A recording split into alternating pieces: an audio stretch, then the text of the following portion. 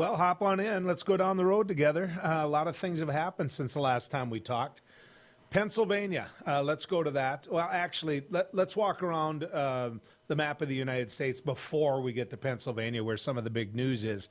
Let's head to Arizona and take a look at some of the numbers in Arizona. If you look at them and you're looking at some of the areas that the votes will be counted, you have to question whether or not Donald Trump can make up that difference. Also in Arizona, one of the big stories is Senator Kelly and not Senator Kelly yet, but I think soon to be Senator-elect Kelly, and the current Senator Martha McSally. That's a race that everybody thought Kelly had run away with. In fact, they were talking about double digits. They were talking about 9 points. They were talking about 7 points. And in the end, it's pretty close. And it's one of the arguments that the president has been made, which he's been making about suppression polling. Now, let's head to Nevada. Let's take a good look at Nevada and see what Nevada holds. Nevada is at 49.8 to 48.1. It's pretty doggone close if you look at those numbers, unless you look at where the votes are yet to come from. If you look at Vegas, for example, what are you going to see? Well, you're going to see a lot of union workers. You're going to see people that make beds and serve drinks. And, you're going to see a lot of people that do things that normally put them in a pretty blue-collar status. In fact, some of them, it puts them below blue-collar when it comes to some of those areas. So they vote Democrat, or at least the majority of them vote Democrat. And so if you see the president behind in those states or that state right now, I think it's safe to say he's going to stay behind. So it's just a bet, just a hunch, but I think soon you're going to hear that Nevada went the way of Joe Biden. Now, let's head down to Georgia. This is one of the big stories of the day. If you go to Georgia, what you're seeing is an incredibly close day. It broke a little. Broke is too strong a word. It moved a little bit. And it moved a little bit Joe Biden's way. When you're looking at the vote totals, you're looking at a little over 2,000 when I saw it last. I'm not looking down and doing the math really well. Actually, it's under 2,000 as I look at it right now. There's going to be a recount in Georgia. But to think that Georgia would be that close, it's got a lot of people shaking their heads. It really does. And it says something about Georgia itself, because here's the big hook in Georgia. You have to get 50% to win the United States Senate seat, or else there's a runoff in January. And so right now, if you look at those two United States Senate seats, what you have is it's looking more and more like a runoff in January. Now, here's one of the questions I want you to think about. Say you have runoffs in those two Senate seats. Who would be the most powerful person if you're a Republican to come on down and campaign on your behalf? Who would be that most powerful person? It'd be Donald Trump. It would definitely be Donald Trump. Will he go down there if he loses Georgia? He said to a lot of different states, if I don't win this state, I'm not coming back. I'd be really curious to see if he'd go down there and campaign on behalf of those two Republican United States senators that are up for re-election this time. Puts a big question mark behind it. Now let's go to North Carolina. Take a look at North Carolina. What I see in North Carolina is we shouldn't be talking about North Carolina. If you look at where the votes are yet to come in and you look at the gap in the voting, North Carolina is going to go for President Trump. Now, let's take a look at the one that everybody's talking about. In fact, some media out there have already called the race because of what's happening in Pennsylvania. As Governor Rendell said to you yesterday, Governor Rendell from Pennsylvania, longtime political operative in Pennsylvania and in Philadelphia, and former chairman of the Democratic National Committee. If you look at what Governor Rendell told you yesterday, he made it perfectly clear that he thought the votes were going to go Joe Biden's way. Well, they're doing that.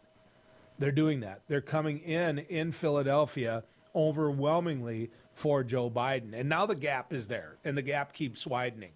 And so, it puts you at a big question mark as to whether or not Donald Trump is right when it comes to his argument that everything's corrupt, that votes afterwards shouldn't be counted.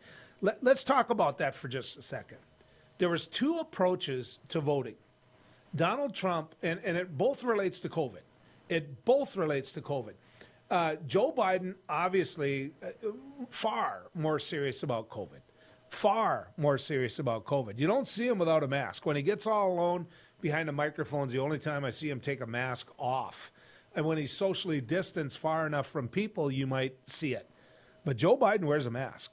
He goes out there and he talks about COVID. And his big message to his voters was to vote. Get your absentee ballot in and vote. Does it surprise anyone that his supporters now are breaking his way as we look at those absentee votes? Donald Trump took a much more cavalier approach. Donald Trump said, I've had COVID. It's not that big a deal. Get in the line and vote. He basically was encouraging those voters to vote on election day, which they did. I mean, you can't look at any one of these states and not say it's close. You can't do that. But what you can see is that as the absentee votes come in, they're going to break the way that they were looking at doing because of who asked them to vote. It matters. It matters a lot what they say. And Joe Biden asked for people to vote absentee and Donald Trump didn't. And so to be shocked now that in some of these areas where the absentee vote is just being counted, it leaves you scratching your head. You shouldn't be shocked. Now, one more thing about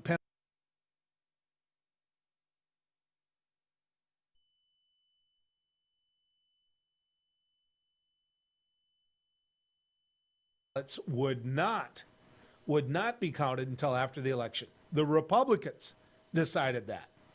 So know that. If you're sitting at home right now and you're saying, whoa, Heitkamp, wait a second. Why? Why is it taking so long to count these? It's corrupt. It's corrupt. Well, wait a second. You should give a call to the Republicans in the Pennsylvania legislature and ask them why they made sure that the votes were counted after the election. So don't throw the word corrupt around me. I'm not digging that word. And quite frankly, I don't believe that word. Now, these races are close enough so that you're going to see, some debates. You're going to see some argument. But I want to go to a point where the Trump team said that they were being stopped from observing the vote counting. I want to show you, or I want to quote one judge, Judge Paul Diamond.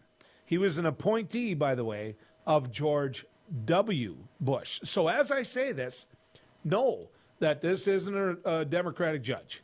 To be appointed by George W. Bush means that you're a Republican judge. That's how it works. But you knew that already. Judge Diamond was exasperated, as one reporter said. And, this is a tweet from the correspondent from the Financial Times that was covering this story. Here's the thing. Do you really believe the Financial Times is some liberal paper? It is not. The Financial Times is not a liberal publication. It's not. And the point that they made was, Judge Diamond, I'm asking you as a member of the bar of this court, meaning the person that Donald Trump sent there, to make the argument that we're not getting a chance to look at these votes. I'm asking you as a member of the bar of this court, are people representing the Donald J. Trump for president campaign, are they representing the plaintiffs in that room? Trump's campaign lawyer said yes. Judge Diamond said, I'm sorry then. What's your problem? There's another point that was made by a judge, which, he asked flat out, is there observers in the room already? And Trump's lawyer had to say, well, yeah, we want more. Okay, so lots of calls for corruption, and there's going to be more. There's going to be more. I understand that. And it's a close race. There should be recounts in some of these races. But now Donald Trump is tweeting out, what about the military vote in Georgia? I mean, what about that military vote in Georgia? He's getting some pushback on that as well. And in fact, a couple Republican friends of mine who are pretty upset at the president and pretty mad at him over some of the things that he said about the military have said, and they've made it perfectly clear.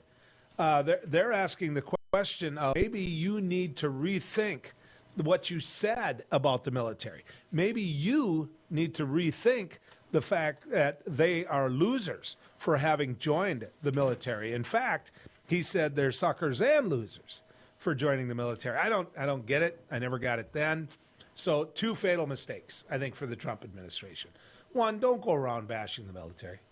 I mean, don't do that. It's never going to get you anywhere. What they have on their side is pride of country. And when you cut into that pride, there's going to be an issue. There's going to be a problem.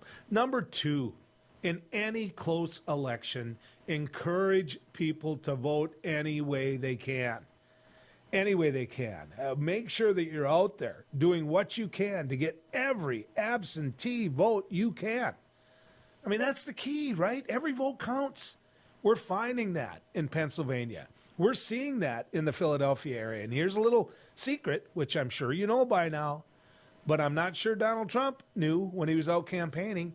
Philadelphia votes blue. And they always have voted blue. And so to totally ignore that area, to not work that area, to complain about that area, and to argue that, you know what, it's all corrupt is a bunch of bull. Is a bunch of bull. In fact, there are others who are coming out and saying that that's wrong. Mitt Romney, United States Senator from Utah, is saying that's just wrong. Oh, by the way, I don't know if you know this or remember this, but Mitt Romney happens to be a Republican. When we come back, North Dakota's minority leader, Josh Boucher, we're going to get a chance to talk to him about what his position is on District 8 and what the governor did in naming the legislator there. So stick around. We've got a lot more as we go down the road together. Howdy, folks. It's a Caroline Cafe. I reckon it's time you're due for a hearty meal. So saddle up for the day with one of our Hey Bussin' breakfast homemade soups. Fill your grill at our salad bar. Sink your teeth into our famous Caroline burger and barbecue ribs. Top it off with spoon rattling pie with a cum roll that's sure to put a smile on even the toughest outlaws. Shake the dirt off the boots each night and warm up with the gang. Tell them about it, Stacy. I can't wait to see you at the county line. Capital City Restaurant Supply is your one-stop shop for quality restaurant products for the large to small kitchens. Commercial-grade restaurant and bar supplies, limb game processing equipment, refrigeration, dinnerware, and smallware.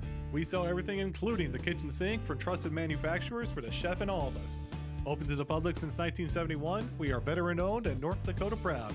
Let us take care of your restaurant and home kitchen needs today by visiting us at 1414 Interstate Loop in Bismarck or on the web at capitalcityrestaurantsupply.com. Beck Communications is honored to be recently recognized with 3 Broadband Now awards. Beck Communications Cooperative was awarded in the categories of Top Internet Speeds Nationwide, Top 3 Fastest Internet Providers in North Dakota, and North Dakota's #1 Fastest Fiber Provider. It's only through the support of our members and customers that Beck Fiber delivers award-winning speeds and service. Thank you, Beck Communications Cooperative members and customers, for your years of continued support.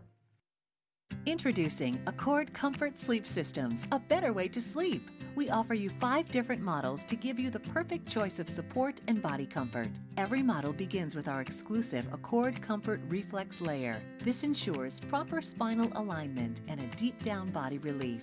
Our 8-inch Whisper Breeze provides a medium firm feel, and our 10-inch Gentle Night model has a quilted top, giving you a medium plush comfort. Both use Outlast fabric on the top of your mattress, ensuring that your body temperature is not too hot and not too cold. Our Copper Rest Sleep Series is our premier mattress, offering your choice of firm, plush, and luxury plush. Every model uses copper-infused gel latex and provides all the health benefits of copper. Accord Comfort mattresses are handcrafted in the USA and come with a 60-night sleep guarantee. You're going to love sleeping with us. Order today exclusively at accordsleep.com or Tom's Home Furnishings in beautiful downtown Harvey. Is your business phone system outdated and expensive to maintain? Most large VoIP companies leave you on hold or struggling through online support and training for your employees. With Beck Connect, you always have fast, friendly, local support. Familiar faces with the know-how to keep you connected. Take advantage of the newest technology in voice calling, video conferencing, and virtual meeting rooms. Beck Connect gives you all the features you need with no upfront investment and no obsolete hardware or software ever again. Simplify your communications. Choose local. Choose Beck Connect.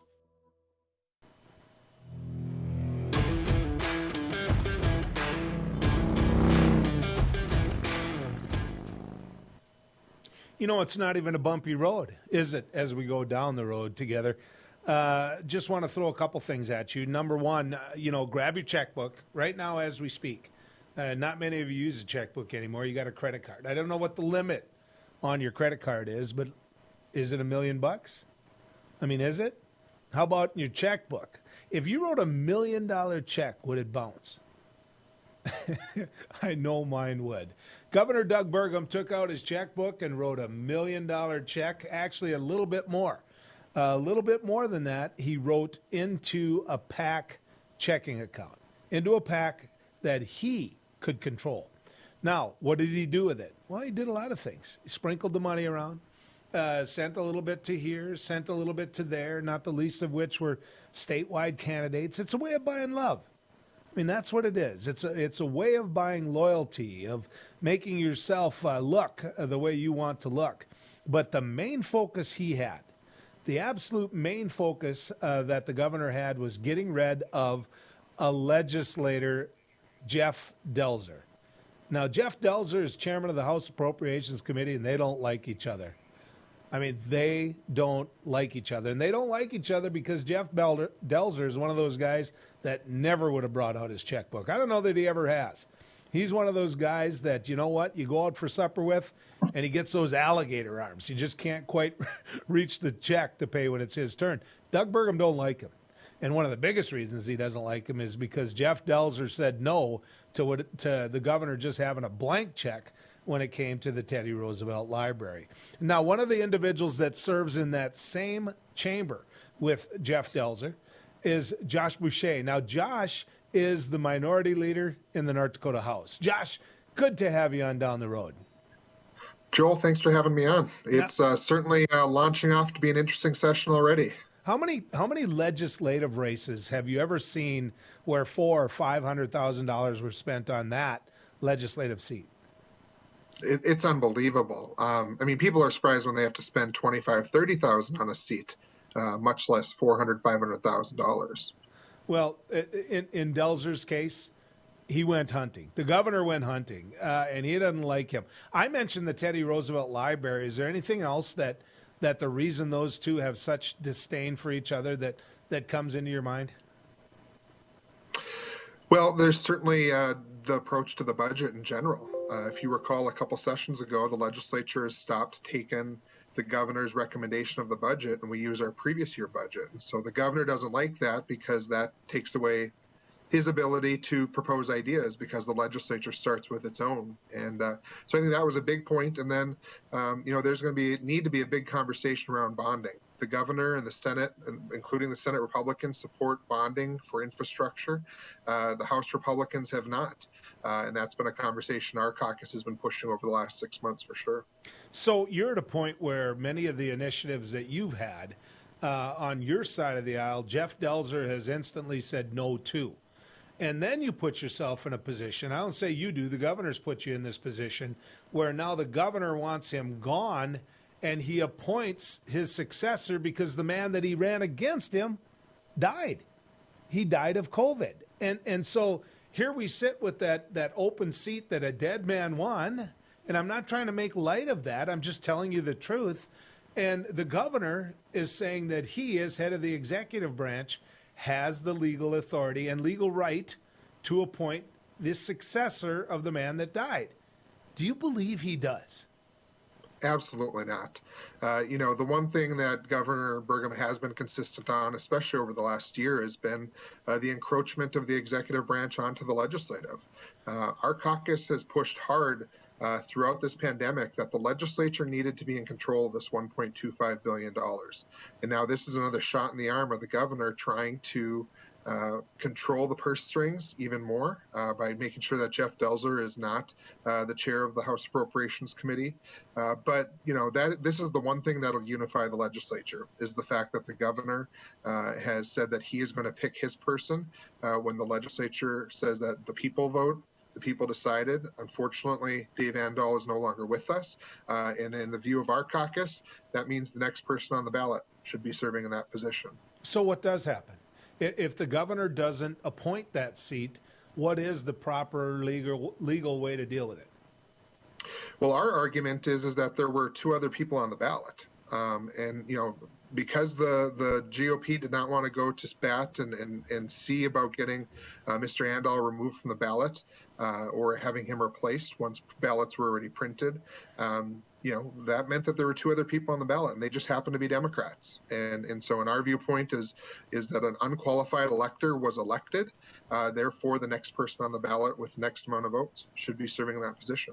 Most people don't understand that the legislature has its own staff. It's called the Legislative Council. You know, I served in the Senate for 14 years.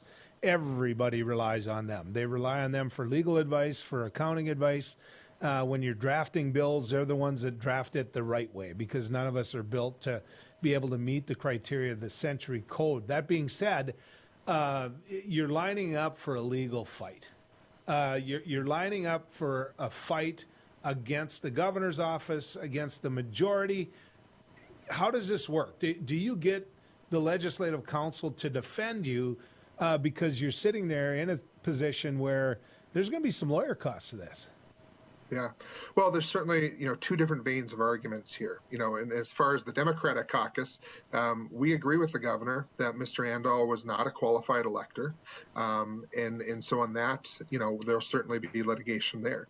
But we do agree that the legislature has the authority to determine the outcome of this. We are going to argue that it is you know, the third person on the ballot, the next set of votes is who's the duly elected person to represent District 8. The GOP is likely going to advocate that the district officers get to pick that person because they're considering it a vacancy similar to what we saw in District 43 up in Grand Forks. But either way, the Attorney General has made it very clear that he is interested in litigating this and standing up for the legislative authority that falls within this. Last $10 in your pocket, who wins? One word. Who wins? I think the Democrats win. You know, we're on the right side of two different arguments here. And the biggest we have to look at is who is a qualified elector. And unfortunately, Mr. Andal wasn't at the time of the election. Therefore, the next person on the ballot is the qualified elector that was elected by District 8.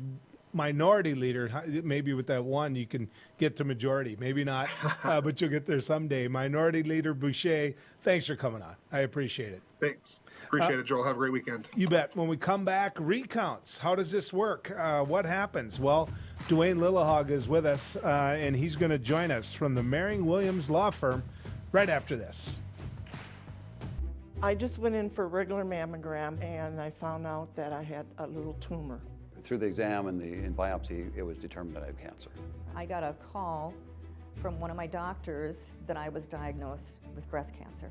After 5 years, they found a local reoccurrence. The first thing you hear when you're told you have a cancer, it's a little daunting because you don't know where to go with it. Since 1999, in a partnership between CHI St. Alexius Health and Sanford Health Bismarck, the Bismarck Cancer Center has provided the most advanced radiation therapies and holistic support services for cancer patients and their loved ones for 20 years. I've been at the Bismarck Cancer Center since it started. I actually was in the basement of Med Center 1 before, when we had old machines and old equipment. And thankfully, the two hospitals at the time, St. Alexis and Med Center 1, joined forces to create the Bismarck Cancer Center. I walk in the door, I get nothing but hugs, and I was marveled at them. I mean, I thought it was the best place in the world. The staff is unbelievably compassionate, and they explain everything to you. Everybody's genuinely concerned about your well-being, and the level of care is just top-notch. The Cancer Center just does such an amazing job of helping people. To me and my family, the Cancer Center means life. It's given me the ability to live out my life with my family, my wife, my children, my grandchildren. Because of them, I'm 2 years out, get to move on with my life, make a difference now for other people. I would recommend this center because the minute you walk through that door, they've got your back. This center means so much to me and to the people that are in this building, and we just want to keep giving it back to the community and providing for them what they need. I'm Katie. I've been cancer-free for 2 years. I'm Steve, and I've been cancer-free for 4 years. I've been cancer-free for 10 years. 10 years. 11 years. 15 years. My name is Lainey, and I've been cancer-free for 18 years. Bismarck Cancer Center, your partner against cancer for 20 years. Who do you trust with your digital life? Not all cloud backup providers keep your data truly private. Beck Cloud Backup uses advanced multi-layer encryption to keep your family photos, videos, and sensitive business documents secure and only for your eyes. Your Beck Lightband Internet service already includes 50 gigs of free storage to keep your digital life safe and secure. Call us at 701-475-2361 to start using your Beck Cloud Backup today.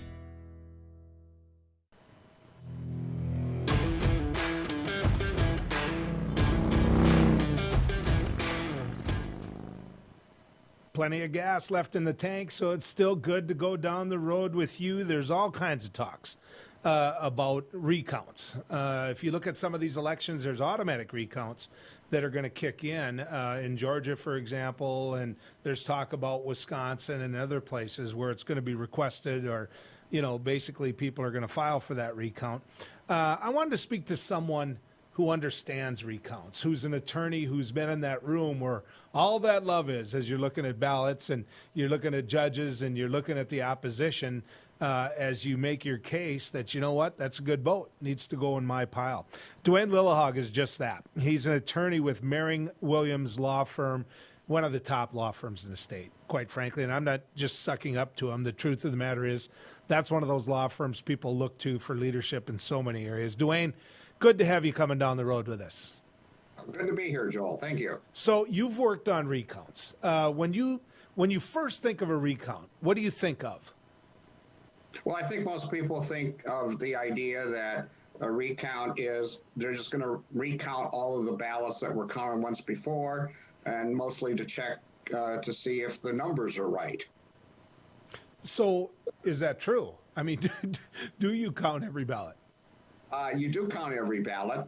Actually, what happens is that one person, whether it's a lawyer or not a lawyer, somebody who's experienced from each side, each party, looks at each ballot and decides whether or not there's something they want to challenge. And if there is, they set it aside, and then the rest of them are counted, fed back through the machine, if you will. And then any of the challenged ballots would be looked at and arguments made, and then a panel that is selected by state law would essentially vote on whether or not to count it or set it. And either way, it's usually set aside in case there's some sort of legal challenge. So, Dwayne, let me ask you this, because let's take a look at Georgia, for example, where less than 2,000 votes separate. If you look at the vote total for Joe Biden, as I look at it right now, you've got 2,450,189 votes. If you look at Donald Trump, you've got 2,448,629 votes. That's changed as I just, as we're sitting here right now, I don't doubt that that's changed. My point in asking that is that's a lot of ballots. If you don't trust individuals to count them in the first place, when you're counting all those ballots now, how do you make sure they're right the second time? Well, we moved a long ways from actually hand counting paper ballots, and they look at the paper ballots, but they run them all back through the machines, the counting machines, which are calibrated before you start each day. And under those circumstances, you're checking those numbers against the numbers that you had before to see if there's any discrepancy. So, you have one opinion, the opposition party has the other.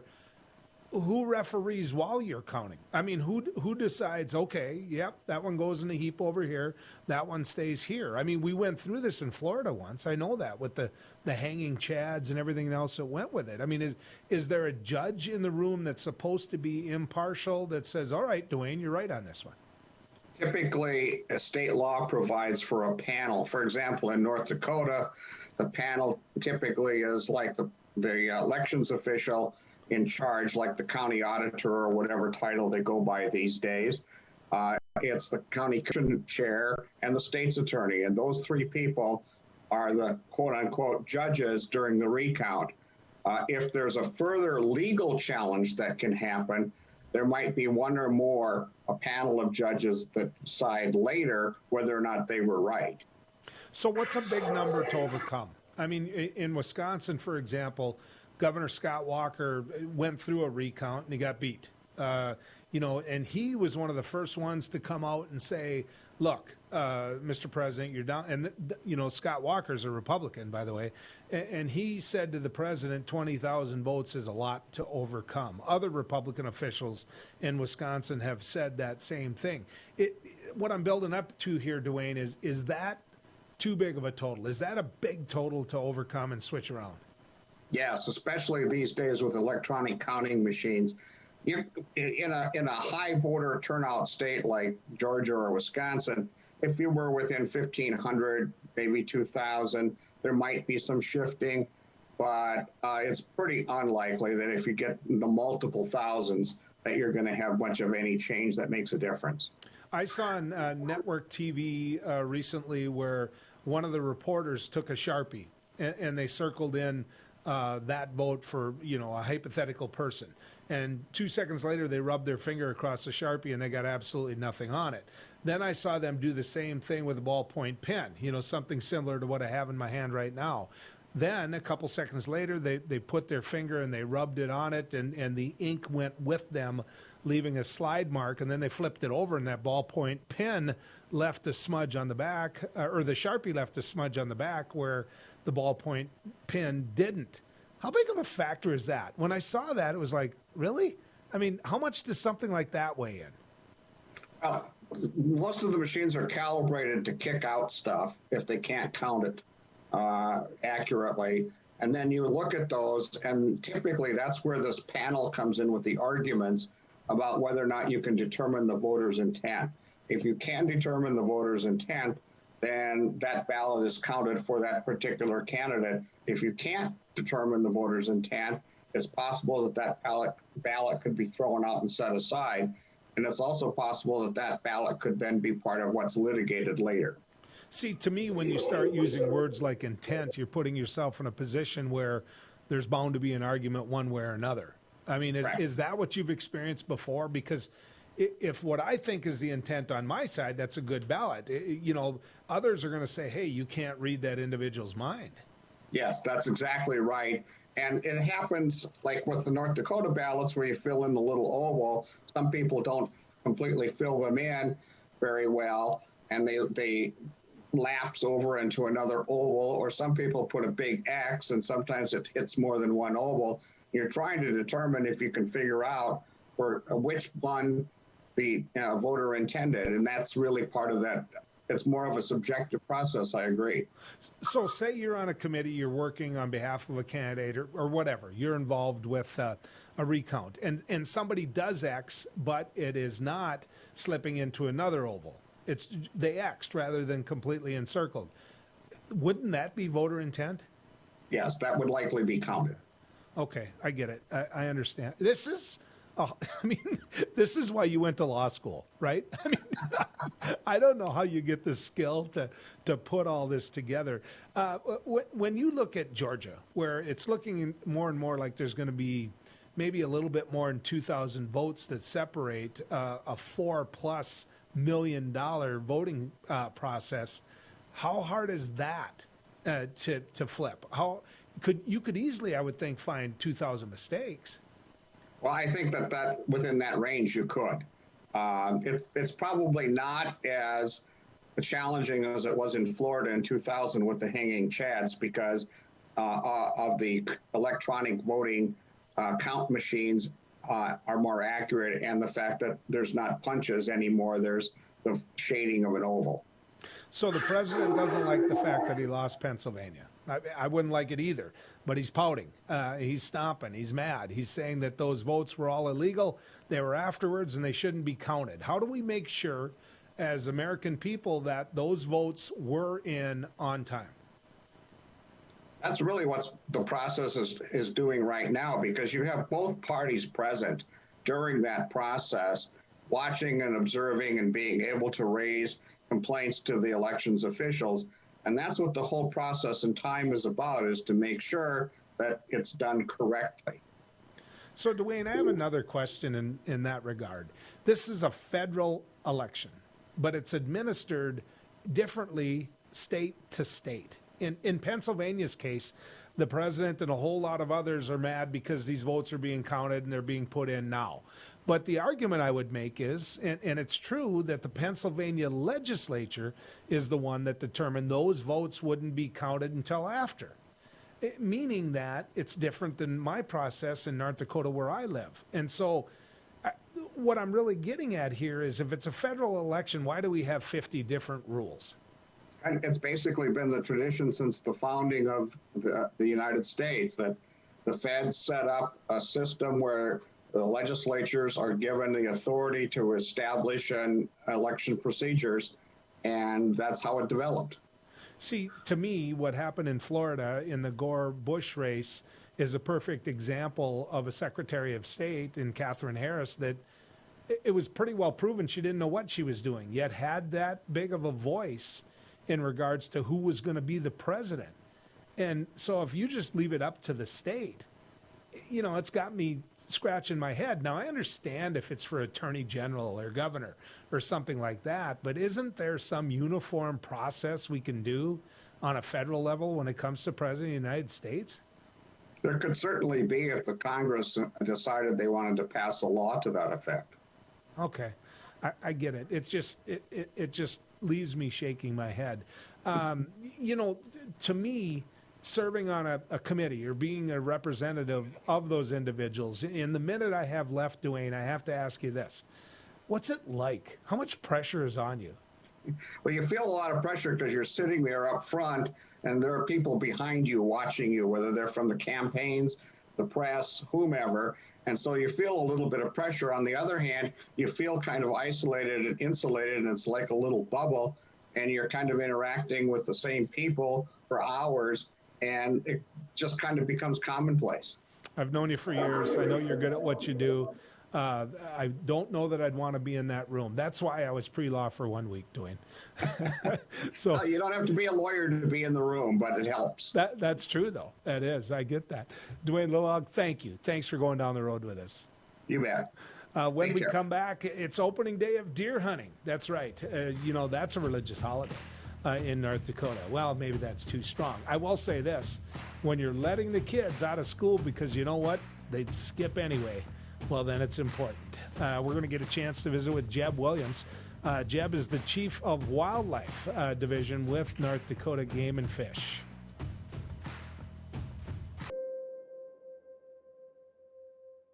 Bismarck Central, 4800. 4800, go ahead. Requesting social services on-call team. Stand by. 4800 social services requesting additional information. You can advise social services that we have a 18-month-old female who was in a residence with a mother, now being transported to medical care for overdose.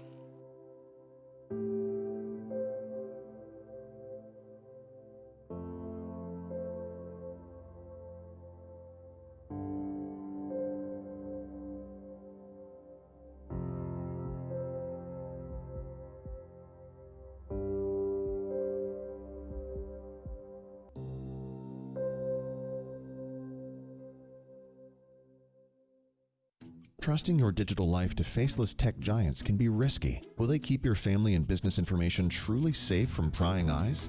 If you subscribe to local Beck Lightband internet service, you already have Beck Cloud Backup. Beck Cloud Backup is the safest, most private cloud storage for all your family memories, schoolwork, and business documents. Call 701-475-2361 to start using your free space on Beck Cloud Backup today. You just might find the home of your dreams this weekend by watching the Alliance Real Estate Tour of Homes Sundays at 6 p.m. and Wednesdays at 7 on Beck, featuring properties from Bismarck, Mandan, Minot, and surrounding areas. The Alliance Real Estate Tour of Homes presents desirable properties that are for sale, lets you meet your Alliance realtors, and provides critical insights into local happenings from community and business leaders. Join us this Sunday evening at 6 or Wednesday at 7 for the Alliance Real Estate Tour of Homes on Beck. Today's households have more digital devices than ever before. More links to family, business, education, and entertainment. Beck Communications spent over 10 years building North Dakota's fastest fiber optic internet service. Beck Lightband Internet, outpacing speeds in large cities nationwide. Lightband Internet handles all your digital needs without throttling your connection to the world. Beck Communications, valuable digital connections in rural North Dakota. Howdy folks, it's the County Line Cafe. I reckon it's time you're due for a hearty meal. So saddle up for the day with one of our Hey Boston breakfast homemade soups. Fill your grill at our salad bar, sink your teeth into our famous County Line burger and barbecue ribs. Top it off with spoon rattling pie with a comb roll that's sure to put a smile on even the toughest outlaws. Shake the dirt off the boots each night and warm up with the gang. Tell them about it, Stacy. I can't wait to see you at the county line.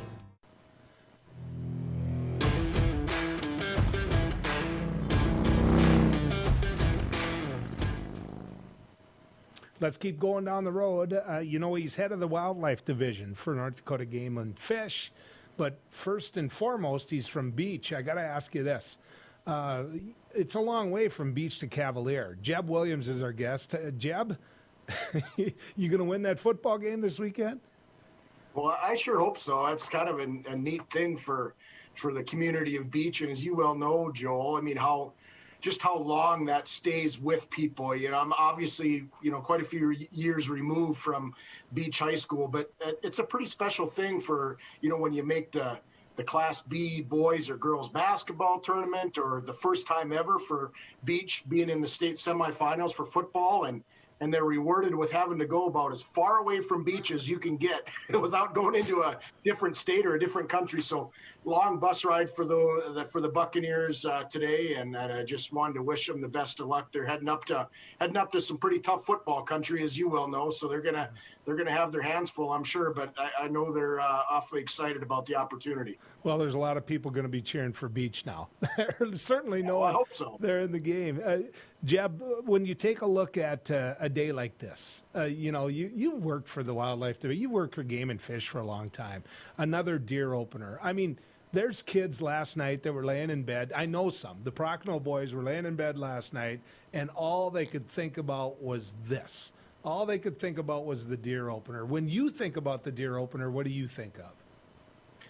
Well,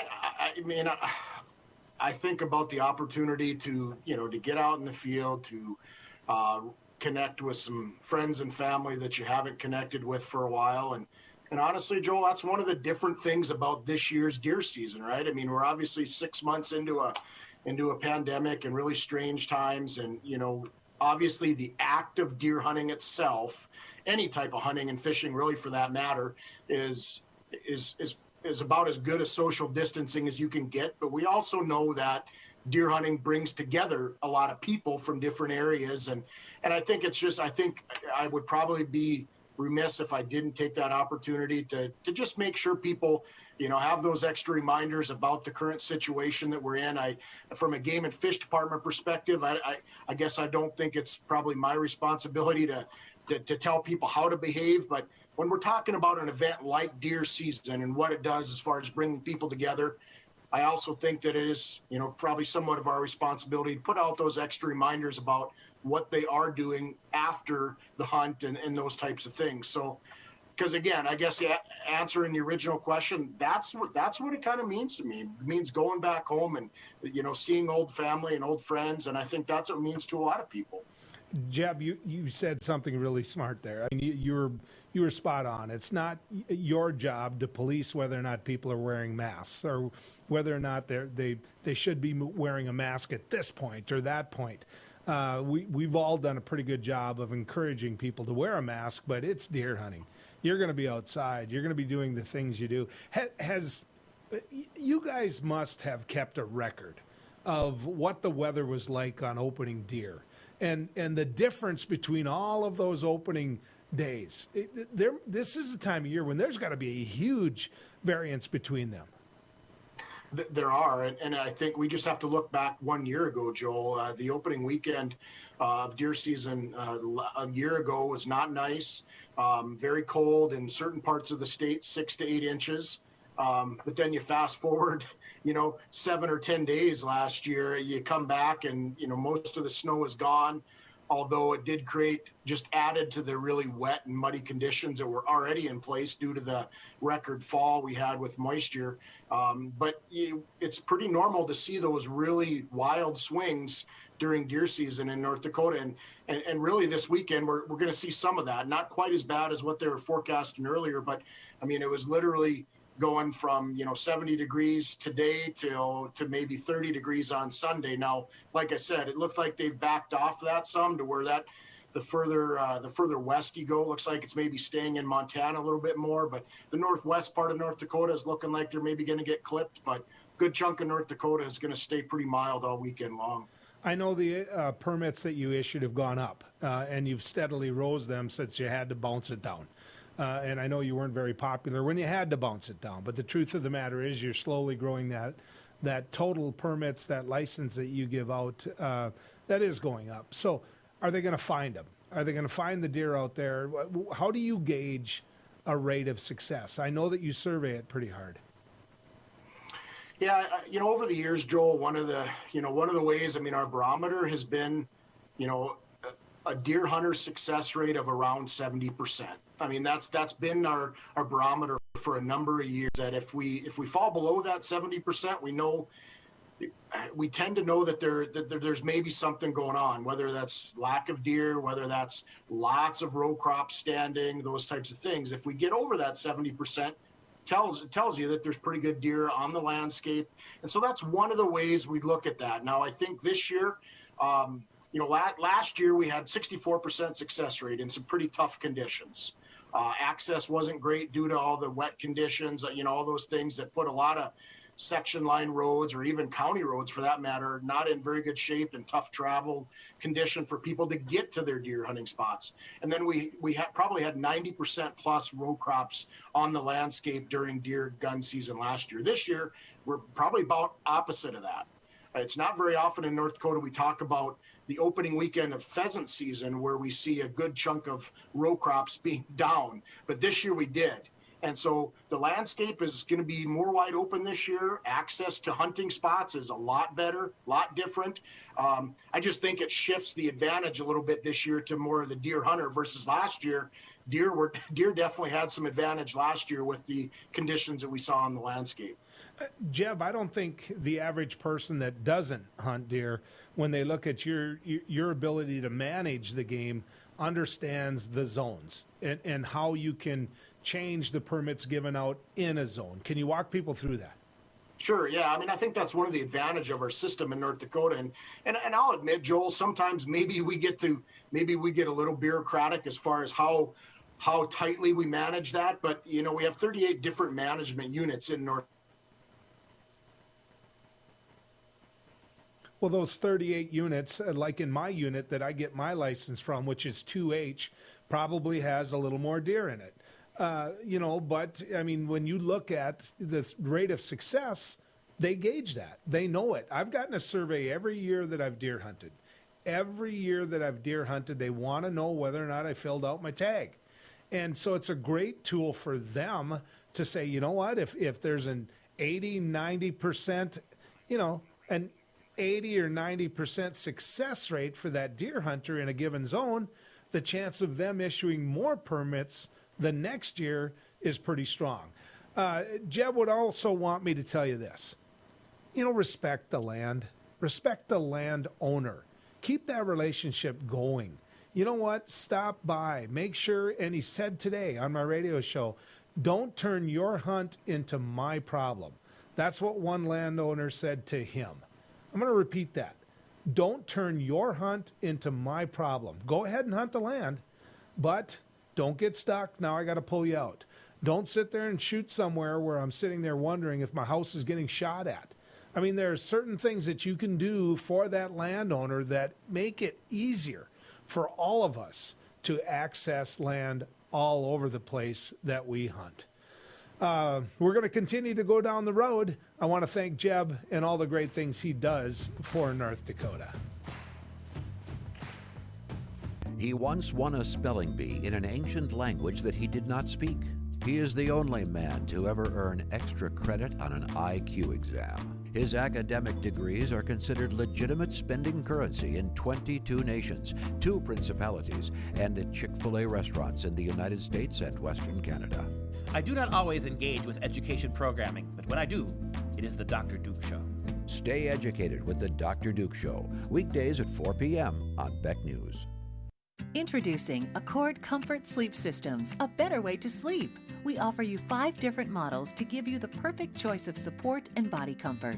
Every model begins with our exclusive Accord Comfort Reflex Layer. This ensures proper spinal alignment and a deep down body relief. Our 8-inch Whisper Breeze provides a medium firm feel, and our 10-inch Gentle Night model has a quilted top, giving you a medium plush comfort. Both use Outlast fabric on the top of your mattress, ensuring that your body temperature is not too hot and not too cold. Our Copper Rest Sleep Series is our premier mattress, offering your choice of firm, plush, and luxury plush. Every model uses copper-infused gel latex and provides all the health benefits of copper. Accord Comfort mattresses are handcrafted in the USA and come with a 60-night sleep guarantee. You're going to love sleeping with us. Order today exclusively at accordsleep.com or Tom's Home Furnishings in beautiful downtown Harvey. Capital City Restaurant Supply is your one-stop shop for quality restaurant products for the large to small kitchens. Commercial-grade restaurant and bar supplies, limb game processing equipment, refrigeration, dinnerware, and smallware. We sell everything including the kitchen sink for trusted manufacturers for the chef and all of us. Open to the public since 1971, we are veteran-owned and North Dakota proud. Let us take care of your restaurant and home kitchen needs today by visiting us at 1414 Interstate Loop in Bismarck or on the web at capitalcityrestaurantsupply.com. My name is Rich Shook, and I lost my best friend in a grain bin accident. Some of the emotional scars that when these incidences happen just resonates throughout the community like dropping a rock in a pond. I guess I'll never forget.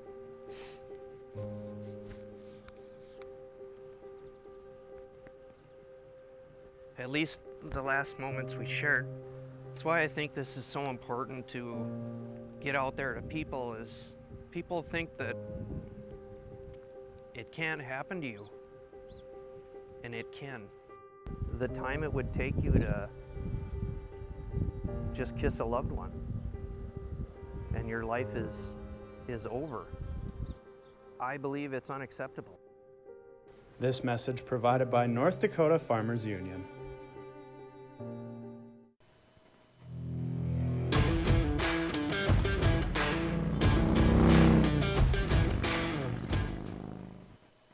So you walk into a bar in your hometown, the place where you grew up. I still live there. I live in, south of Hankinson. I grew up in Manador, and Hankinson was where we went to high school. So that's home for me. So you walk into Doc's. Okay, that's one of the places now that me and my buddies hang out before all this COVID crap. But you go in there and you start talking like Bruce Springsteen said about the old times, right? Sorry, but we do. And so does so many other people that are sitting here watching this. In my particular case, those old times were 1980. I'm that old. That's when I graduated from high school. But in 1979, my senior year of football, I was quarterback. I was middle linebacker, just to let you know. I was out on the field. But we played Castleton, the Squirrels, and they were in the Wild Rice Conference. Now, we were, I think, 7-0 at that time. We ended our season 8-1. But if you didn't win the conference, you didn't get to go to the playoffs. They've gotten softer on that. They've gotten nicer on that, but whatever. We didn't get to go to the playoffs, and we knew that when we were playing Castleton. We lost. I mean, we lost that game. Castleton got to go to the playoffs. After the game, here's what we did. We lined up, and we shook each other's hands, and some of us wish them well. I'm not saying everybody did, but I can tell you this, everybody shook their hand because the game was over. And that's the key. If at 18, 17 years old, which me and my buddies were at that time, if at that age you know the game is over and when to shake hands, doesn't that say a lot? It's just a high school football game is all it is. It's just a high school football game under the remember when category. Let's go to this presidential election. Let's go to what's happening right now. Donald Trump is taking the stage and he's making a bunch of false claims. He's saying that it's corrupt already. He's saying that votes are being planted already. He's saying all of these things before the votes are even counted. He's poisoning the water, is what he's doing, ladies and gentlemen. He's trying to poison the water. And the bad part about all that is, what are you teaching kids?